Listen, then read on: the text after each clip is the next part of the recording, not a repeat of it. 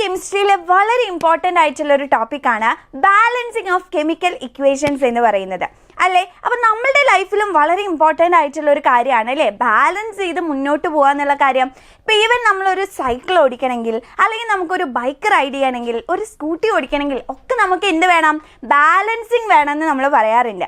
അപ്പോൾ അതേപോലെ തന്നെയാണ് നമ്മുടെ ഇക്വേഷൻസിൻ്റെ കേസിലും അവരുടെ കേസിലും വളരെ ഇമ്പോർട്ടൻ്റ് ആയിട്ടുള്ള ഒരു കാര്യമാണ് എന്താ, ബാലൻസ്ഡ് ഇക്വേഷൻ എഴുതുക എന്നുള്ളത്.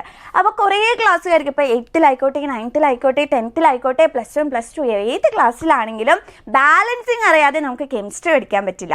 സോ നമുക്ക് എന്ത് ചെയ്യാം, കുറച്ച് ബാലൻസിങ് വേഗം നമുക്കൊന്ന് നോക്കി നോക്കാം കേട്ടോ.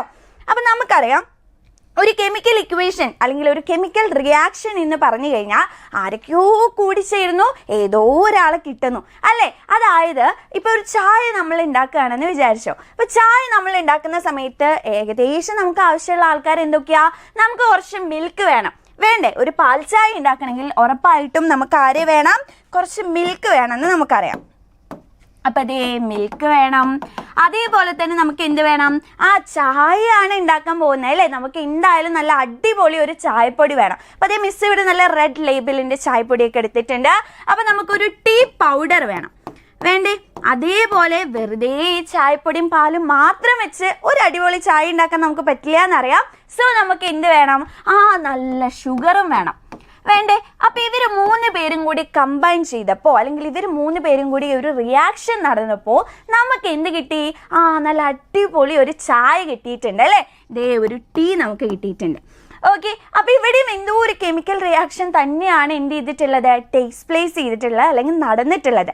അപ്പോൾ അതേ ഒരു റിയാക്ഷനിൽ പങ്കെടുക്കുന്ന ആൾക്കാരെ നമ്മൾ കെമിസ്ട്രിയുടെ ഭാഷയിൽ എന്തോ പറയും. എന്താണ് പറയാറുള്ളത്, യെസ് റിയാക്ടൻസ് എന്ന് പറയും അല്ലേ.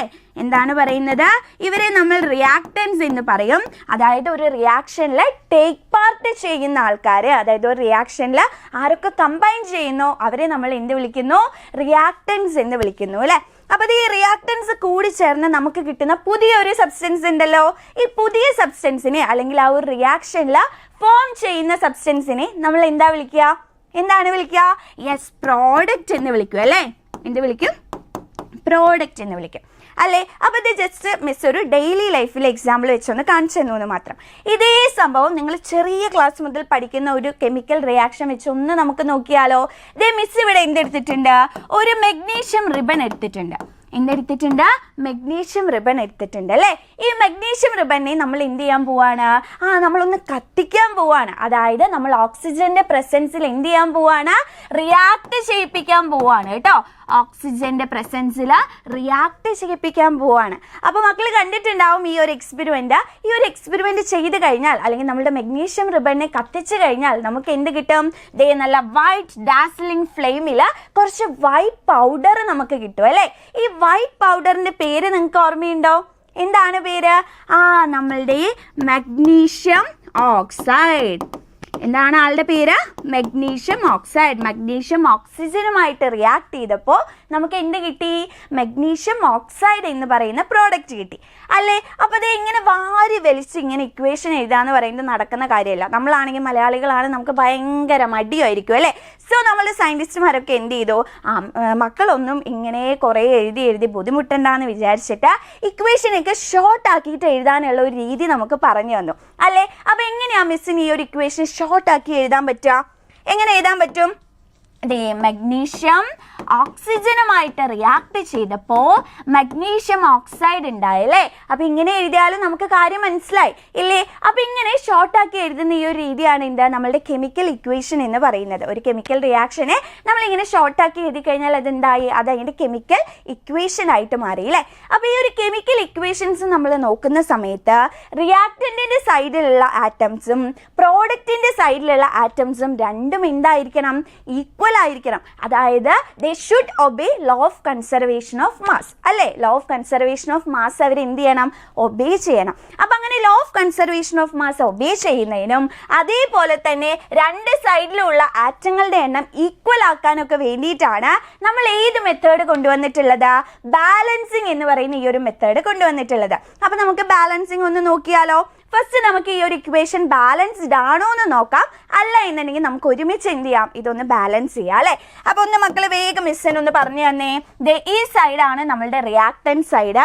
റിയാക്ടൻറ്റിൻ്റെ സൈഡിൽ എത്ര മഗ്നീഷ്യം കാണാനുണ്ട് ഒന്ന് നോക്കിക്കേ. എത്ര മഗ്നീഷ്യം ഉണ്ട്? മഗ്നീഷ്യത്തിന്റെ ചുറ്റും വല്ല നമ്പറും കാണാനുണ്ടോ? ഉണ്ടോ? ഇല്ല അല്ലെ. അപ്പൊ അതിന്റെ അർത്ഥം എന്താ? സൈഡിൽ ഒരു ഒന്നുണ്ട് എന്നാണ് അതിന്റെ അർത്ഥം അല്ലേ. അപ്പൊ എത്ര മഗ്നീഷ്യം ഇവിടെ പ്രസന്റ് ആയിട്ടുണ്ട്? ഒരു മഗ്നീഷ്യം അവിടെ പ്രസന്റ് ആയിട്ടുണ്ട്. ഓക്കെ, ഒരു മഗ്നീഷ്യം ആറ്റം അവിടെ പ്രസന്റ് ആയിട്ടുണ്ട്. ഇനി ഓക്സിജൻ ഒന്ന് നോക്കിക്കേ. എത്ര ഓക്സിജൻ ആറ്റം റിയാക്ടന്റിന്റെ സൈഡിൽ മക്കൾക്ക് കാണാം? എത്രയാണ്? ഓക്സിജന്റെ താഴെ ഇതേ ഒരു 2 കിടക്കുന്നുണ്ട് അല്ലേ. അപ്പൊ ഇവിടെ സൈഡിൽ 1 ഉണ്ട്, താഴെ ഒരു 2 ഉണ്ട്. അപ്പൊ 1 × 2 നമുക്ക് എന്ത് കിട്ടും? 2 ഓക്സിജൻ ആറ്റം എന്ന് നമുക്ക് കിട്ടിയിട്ടുണ്ട്. അപ്പൊ അതേ റിയാക്ടറിന്റെ സൈഡ് നമ്മുടെ കഴിഞ്ഞു കേട്ടോ. ഇനി നമ്മളുടെ പ്രോഡക്റ്റിന്റെ സൈഡ് ഒന്ന് നിങ്ങൾ നോക്കിക്കേ. പ്രോഡക്റ്റിന്റെ സൈഡ് ഒന്ന് നോക്കിക്കേ. ഇവിടെ നമ്മളുടെ മഗ്നീഷ്യം എന്ന് പറഞ്ഞു കഴിഞ്ഞാൽ ആളുടെ ചുറ്റും ഒരു നമ്പറും കാണാനില്ല. അതായത് 1 അവിടെ ഉണ്ട് എന്നാണ് അതിന്റെ മീനിങ്. അപ്പൊ അതേ മഗ്നീഷ്യം എത്ര എണ്ണം പ്രസന്റാ? 1 മാത്രമേ പ്രസന്റ് ആയിട്ടുള്ളൂ. ഓക്സിജൻ ഒന്ന് നോക്കിക്കേ. അതിന്റെ ചുറ്റും വല്ല നമ്പറും കാണാനുണ്ടോ? നേരത്തെ കണ്ട പോലെ ഒരു 2 എന്നുള്ള നമ്പർ ഒന്നും അവിടെ നമുക്ക് കാണാനില്ല അല്ലെ. സോ ഓക്സിജൻ എന്ന് പറയുന്നതും എത്രയാണ്? അതും 1 ആണ്. ഓക്കെ, ഇനി ഒന്ന് നിങ്ങൾ നോക്കിക്കേ. മഗ്നീഷ്യം റിയാക്ടന്റെ സൈഡിലും പ്രോഡക്റ്റിന്റെ സൈഡിലും 1 ആണ്, പ്രശ്നമൊന്നുമില്ല. എന്നാൽ ഓക്സിജൻ ഇതേ റിയാക്ടന്റെ സൈഡിൽ 2 ആണ്, പക്ഷെ പ്രോഡക്റ്റിന്റെ സൈഡിൽ എത്രയാ വരുന്നത്? 1 ആണ് വരുന്നത്. അപ്പൊ ഇനിയാണ് നമ്മളുടെ ഇമ്പോർട്ടൻസ് വരുന്നത്, നമ്മളുടെ ബാലൻസിങ്ങിന്റെ ഇമ്പോർട്ടൻസ് വരുന്നത്. നിങ്ങൾ ശ്രദ്ധിക്കുക. എവിടെയാണോ ആറ്റങ്ങളുടെ നമ്പർ കുറവുള്ളത് അവിടെ നമുക്ക് എന്ത് ചെയ്യാം? ഓരോരോ നമ്പേഴ്സ് 2, 3, 4, 5 എന്നൊക്കെ പറയുന്ന നമ്പേഴ്സ് നമുക്ക് എന്ത് ചെയ്യാനായിട്ട് പറ്റും? ഇട്ട് കൊടുക്കാനായിട്ട് പറ്റും. എവിടെയാണ്? ഓക്സിജൻ ആണോ, ഹൈഡ്രജൻ ആണോ, നൈട്രജൻ ആണോ, ആരാണെങ്കിലും എവിടെയാണോ ആറ്റം കുറവുള്ളത്, കൂടിയ ഭാഗത്തല്ല കേട്ടോ. അതേപോലെ നമുക്ക് ഒരിക്കലും കൂടിയ ആളെ എന്ത് ചെയ്യാൻ പറ്റില്ല, വെട്ടി കുറയ്ക്കാനൊന്നും പറ്റില്ല. അതേ കിടക്കുന്നു. ഇവിടെ ഒരു ഓക്സിജൻ 1, ഇവിടെ എന്താ 2 ഓക്സിജൻ എന്ന് പറഞ്ഞാൽ ഓക്സിജനെ പോയി ഒന്നാക്കാനൊന്നും നമുക്ക് പറ്റില്ല. എവിടെയാണോ ആറ്റങ്ങളുടെ നമ്പർ കുറവുള്ളത് അവിടെ നമുക്ക് എന്ത് ചെയ്യാനായിട്ട് പറ്റും? അവിടെ നമുക്ക് നമ്പർ കൂട്ടി കൊടുക്കാനായിട്ട് പറ്റും. അതേപോലെ നിങ്ങൾ ശ്രദ്ധിക്കേണ്ട മറ്റൊരു കാര്യം മിസ് പറഞ്ഞു തരട്ടെ. നിങ്ങൾ എപ്പോഴും എന്ത് ചെയ്യുക? ഇതിന് ഓരോ പെട്ടി അല്ലെങ്കിൽ ഓരോ സർക്കിളിൻ്റെ ഉള്ളിൽ ഇവരെ ഇട്ട് വെക്കണം. ഇനി നമ്മൾ നമ്പർ ഇട്ട് കൊടുക്കുമെന്ന് പറഞ്ഞു അല്ലേ. നമ്മൾ ഇട്ട് കൊടുക്കുന്ന നമ്പർ നിങ്ങൾക്ക് ഇഷ്ടമുള്ള സ്ഥലത്തൊന്നും ഇട്ട് കൊടുക്കാനായിട്ട് പറ്റില്ല. എവിടെയോ നമ്പർ ഇട്ട് കൊടുക്കാൻ നമുക്ക് അവകാശമുള്ളൂ? ലെഫ്റ്റ് സൈഡുകൾ, ഈ ബോക്സിന്റെ ലെഫ്റ്റ് സൈഡുകൾ ഉണ്ടാവുമല്ലോ. ഈ ലെഫ്റ്റ് സൈഡ്സിൽ മാത്രമേ നമുക്ക് എന്ത് ചെയ്യാനായിട്ട് പാടുള്ളൂ? ഒരു നമ്പർ ഇട്ട് കൊടുക്കാനുള്ള അവകാശമുള്ളൂ. ഓക്കെ, അപ്പൊ ഒന്ന് നിങ്ങൾ നോക്കിയിട്ട് പറഞ്ഞേ എന്തായിരിക്കും വരുന്നുണ്ടാവുക? നമ്മളുടെ ഓക്സിജനെ നമുക്ക് എത്രയാക്കണം? 2 ആക്കി മാറ്റണം. അപ്പൊ ഞാൻ എവിടെ 2 ഇട്ട് കൊടുക്കും? ഓക്സിജന്റെ താഴെയാണോ ഞാൻ ഇട്ട് കൊടുക്കണ്ടേ? ആണോ? അല്ല അല്ലേ. നമ്മളിപ്പോ പറഞ്ഞോളൂ ബോക്സിന്റെ ലെഫ്റ്റ് സൈഡിൽ എന്ത് ചെയ്യുക? നമ്പേഴ്സ് ഇട്ട് കൊടുക്കുക. അപ്പോൾ ഓൾറെഡി അവിടെ 1 ഉണ്ട്. അപ്പോൾ 1 കഴിഞ്ഞിട്ടുള്ള നെക്സ്റ്റ് നമ്പർ എന്ന് പറയുന്നത് ഏതാ? 2 ആണെന്ന് നമുക്കറിയാം അല്ലേ. സോ നമ്മളിവിടെ എന്ത് ചെയ്യാണ്? ഒരു 2 ഇട്ട് കൊടുക്കുകയാണ്. പിന്നെ നിങ്ങൾ ശ്രദ്ധിക്കേണ്ട കാര്യം എന്താണെന്നറിയോ? ഈ ഇട്ട് കൊടുത്ത 2 എന്ന് പറയുന്ന നമ്പർ ഈ മഗ്നീഷ്യത്തിനും ബാധകമാണ്, അതേപോലെ തന്നെ ആർക്കും ബാധകമാണ്? ഓക്സിജനും ബാധകമാണ്. ഓക്കെ, അപ്പൊ ഇപ്പൊ ഇതേ മൊത്തം ആൾക്കാർ മാറിക്കഴിഞ്ഞു അല്ലെ. മഗ്നീഷ്യത്തിനും ഓക്സിജനും ആ 2 ബാധകമായതുകൊണ്ട് മഗ്നീഷ്യം എന്ന് പറയുന്നതും 2 ആയിട്ടുണ്ട്, ഓക്സിജൻ എന്ന് പറയുന്നതും 2 ആയിട്ടുണ്ട്. ഓക്കെ, ഇനി ഒന്ന് നോക്കിക്കേ. ഇവിടെ മഗ്നീഷ്യം 1, ഇവിടെ മഗ്നീഷ്യം 2, ഇവിടെ ഓക്സിജൻ 2, ഇവിടെ ഓക്സിജൻ 2. ഇപ്പൊ ഓക്സിജന്റെ കേസ് കറക്റ്റ് ആയി, പക്ഷെ മഗ്നീഷ്യത്തിന്റെ കേസ് താളം തെറ്റി. അപ്പൊ നമുക്ക് എന്ത് ചെയ്യണം? എവിടെയാണോ മഗ്നീഷ്യം ആറ്റം കുറവുള്ളത്, ലെസ്സർ നമ്പർ മഗ്നീഷ്യം ആറ്റം എവിടെയാണോ ഉള്ളത് അവിടെ നമ്മൾ എന്ത് ചെയ്യണം? അവിടെ നെക്സ്റ്റ് നമ്പർ നമ്മൾ ഇട്ട് കൊടുക്കണം അല്ലേ. അതായത് ഈ മഗ്നീഷ്യത്തിന്റെ നമ്പർ എനിക്ക് എത്രയാക്കി മാറ്റണം?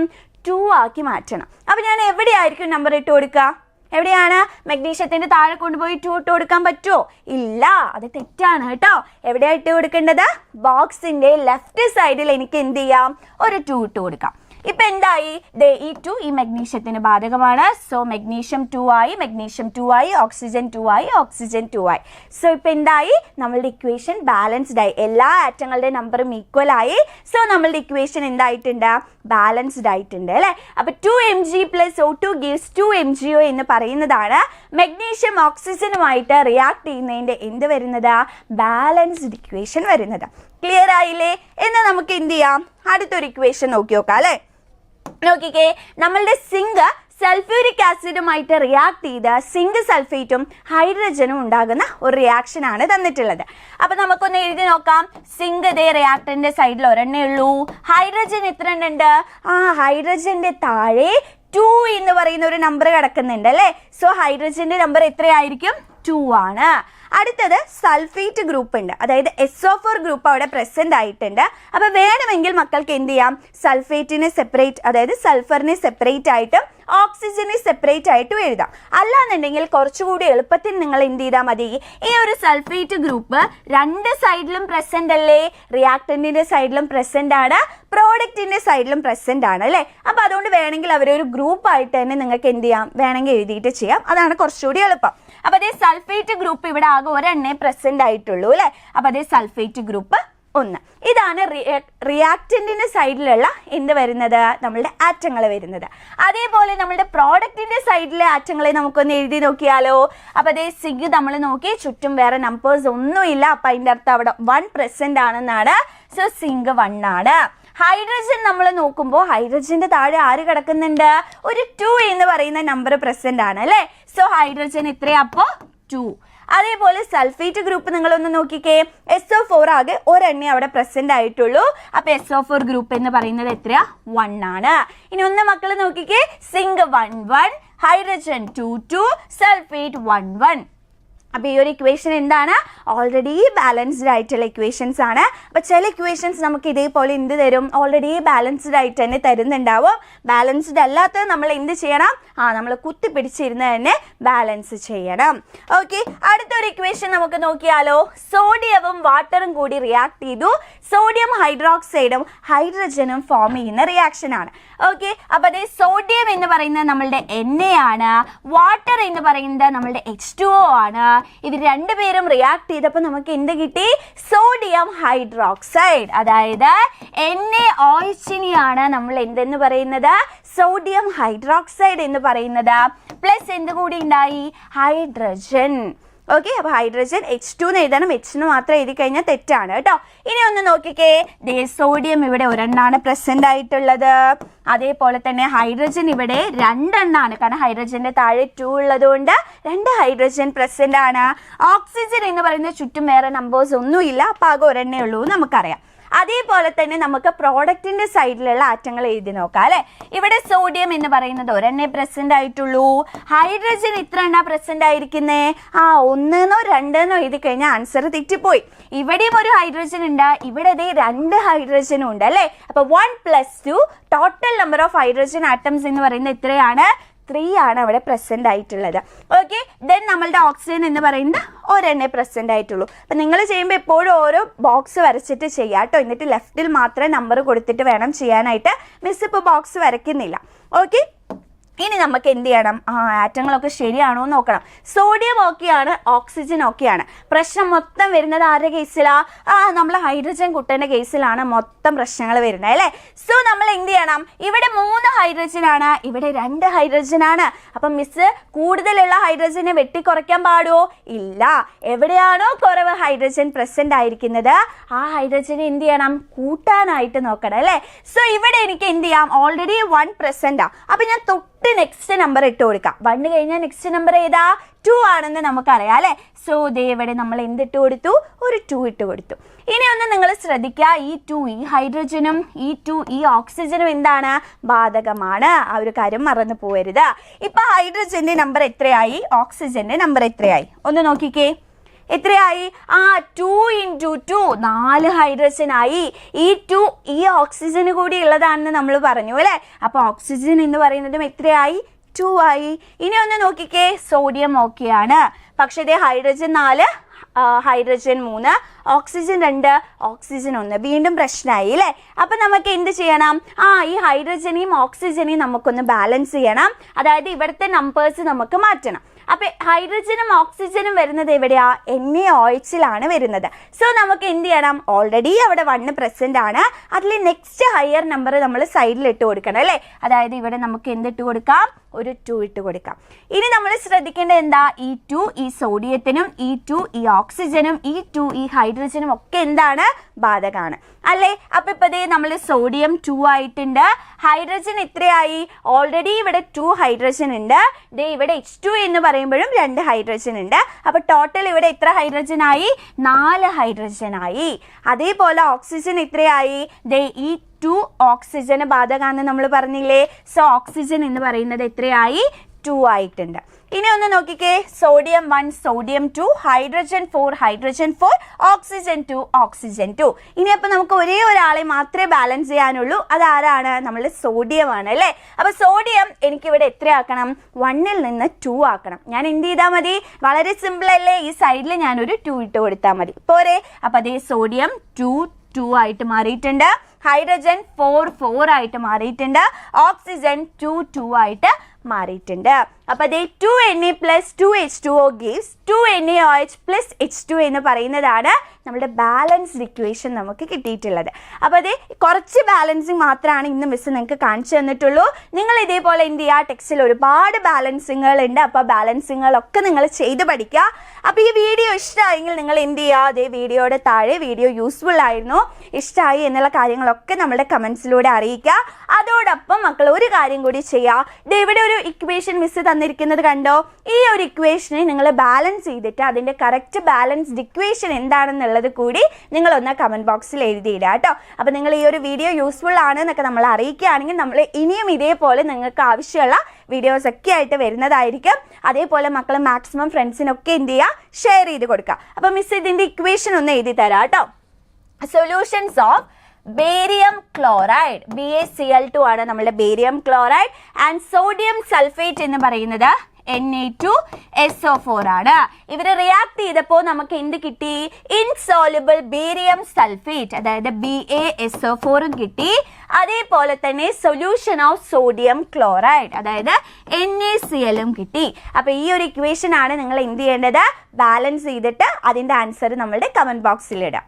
എൻട്രൻസ് സംബന്ധമായ വാർത്തകളും അപ്ഡേഷനുകളും ഏറ്റവും വേഗം ആധികാരികമായി അറിയാൻ ബ്രില്യൻ സ്റ്റഡി സെന്റർ പാല യൂട്യൂബ് ചാനൽ സബ്സ്ക്രൈബ് ചെയ്യുക, ബെല്ലൈക്കൺ അമർത്തുക, ഈ വീഡിയോ മറ്റു സുഹൃത്തുക്കളിലേക്ക് മാക്സിമം ഷെയർ ചെയ്യുക.